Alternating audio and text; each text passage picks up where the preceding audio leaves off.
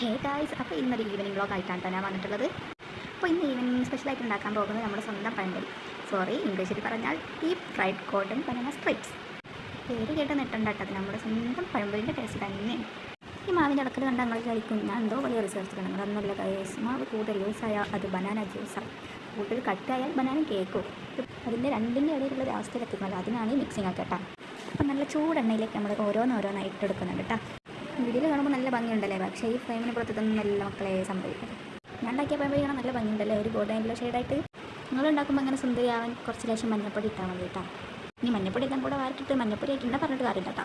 അപ്പോൾ നമ്മുടെ പഴംപൊരിക്ക് റെഡി ആയിട്ടുണ്ട്. അപ്പോൾ ഞാനിതാ അങ്ങനെ ഓരോന്ന് കോരി മാറ്റിയിട്ടുണ്ട്. അപ്പോൾ ഇതിൻ്റെ കൂടെ തന്നെ നമ്മൾ ചായ അല്ല വെക്കുന്നത്, നമ്മൾ മാംഗോ ജ്യൂസാണ് ഉണ്ടാക്കുന്നത്. ഇനിയിപ്പോൾ നമ്മുടെ മാങ്ങ മിക്സിയുടെ ജാറിലേക്ക് ഇടുന്നുണ്ട് കേട്ടോ. പിന്നെ ഞാനിങ്ങനെ പഞ്ചസാര ഇട്ട് കുടിക്കുന്ന കുട്ടിയൊന്നുമല്ല, ഭയങ്കര ഹെൽത്ത് നോക്കണൊക്കെ ഒരാളാണ്. എന്നാലും ഒരു സ്നേഹപ്രകടനത്തിന് വേണ്ടിയിട്ട് കുറച്ച് പഞ്ചസാര ഇട്ട് കൊടുക്കുന്നുണ്ട്.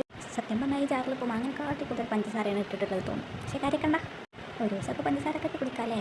പിന്നെ ഈ ജ്യൂസ് കപ്പിലോട്ട് വരുമ്പോഴുള്ള ഈ എഫക്റ്റ് എങ്ങനെ രസമുണ്ടല്ലേ, നന്നായിട്ടുണ്ടല്ലേ. നിങ്ങൾ കമൻറ്റ് ചെയ്തിട്ട് എങ്ങനെ ഉണ്ടെന്ന്. അപ്പോൾ ഞാനതെടുത്തിട്ട് കുറച്ച് നേരം ഫ്രിഡ്ജിൽ വെക്കുന്നുണ്ട് തണുക്കാൻ, നമ്മളപ്പോഴത്തെ ചൂടൊന്ന് കുറക്കാമല്ലോ. അപ്പോൾ ഞാനതൊക്കെ കഴിഞ്ഞ് നമ്മുടെ കിച്ചൺ ഒന്ന് ക്ലീൻ ആക്കി ഇടുന്നുണ്ട് കേട്ടോ. അപ്പോൾ നമ്മുടെ വീഡിയോ ഇത്രയുള്ളൂ. അപ്പോൾ നിങ്ങൾക്ക് എല്ലാവർക്കും ഇഷ്ടമായോ എന്ന് കമൻറ്റ് ചെയ്യുക. നിങ്ങൾക്ക് എന്താ സ്പെഷ്യൽ എന്ന് കമൻറ്റ് ചെയ്യുക. അപ്പോൾ ഓക്കെ, ബൈ.